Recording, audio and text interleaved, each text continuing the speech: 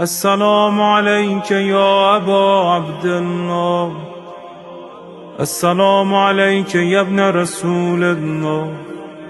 السلام عليك يا خيرة الله وابن خيرته. السلام عليك يا ابن أمير المؤمنين وابن سيد الوصيين.